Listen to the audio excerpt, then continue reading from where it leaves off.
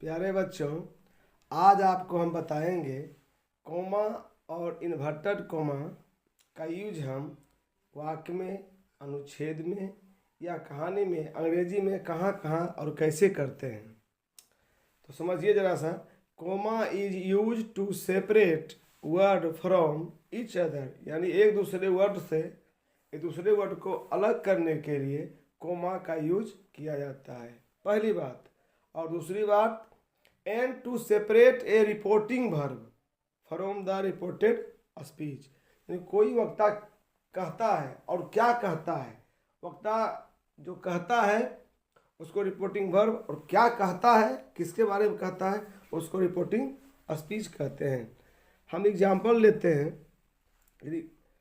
Examples है, I have pens, pencils and books. Pens में मैंने कोमा दिया और पेंसिल और बुक्स को मैंने एंड से जोड़ा, यानी बहुत सारे वस्तुएं हैं तो कोमा देख के, कोमा लगा के हम उसको दर्शा सकते हैं। आप देख रहे हैं कोमा का यूज हम पेन और पेंसिल को सेपरेट करने के लिए किए हैं। अब वही बात रिपोर्टिंग वर्ब और रिपोर्टेड स्पीच में लेते हैं। She says I am a girl, वह कहती है कि मैं एक लड़की हूँ। तो यहाँ भी आप कोमा का यूज कर दिए हैं बीच में। सी सेज रिपोर्टिंग वर्ब है और I am a girl reporting speech है।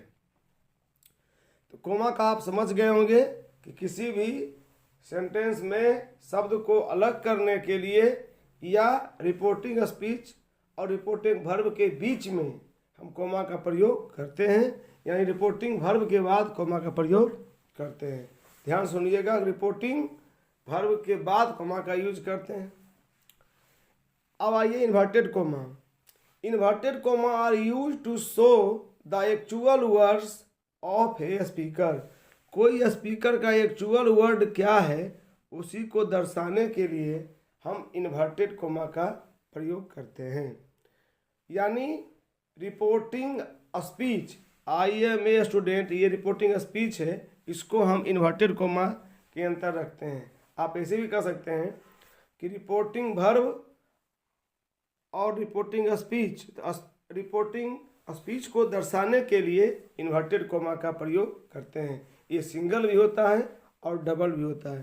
तो he said, the boy said, comma, comma का समझ गए, अलग किया दोनों को, रिपोर्टिंग वर्ब और रिपोर्टिंग स्पीच को। और रिपोर्टिंग स्पीच को मैंने डबल इन्वर्टेड कोमा में लिखा, I am a student. Title of songs, books, stories are also put within inverted comma. किसी भी टाइटल के सॉन्ग को, बुक्स को, स्टोरीज को हम इन्वर्टेड कोमा के अंदर रख सकते हैं। एग्जाम्पल है, I am reading India today. मान लीजिए कोई पत्रिका इंडिया टुडे है, तो आई एम इन रीडिंग, मैं पढ़ रहा हूँ, क्या पढ़ रहा हूँ, इंडिया टुडे, यानी उस पर फोकस किया गया इंडिया टुडे पे। इससे साफ जाहिर होता है कि मैं जो बुक पढ़ रहा हूँ इम्पोर्टेंट है, वो अलग तरीके का है, सबसे अलग है, उसका नाम है India Today. We may use single commas in the place of double commas. आप डबल कोमा के जगह पर सिंगल कोमा का यूज भी कर सकते हैं। एग्जाम्पल है, हैव यू रीड पंचतंत्र, क्या आपने पंचतंत्र पढ़ा है, यानी पंचतंत्र पे फोकस किया गया है। एक्चुअल वर्ड हमारा जो है वो पंचतंत्र के बारे में ही है।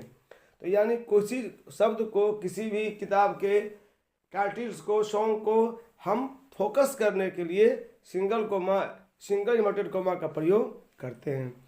बच्चों, मैं ऐसा करता हूं कि आप सिंगल इन्वर्टेड कोमा, कोमा और डबल इन्वर्टेड कोमा का प्रयोग समझ गए होंगे। धन्यवाद।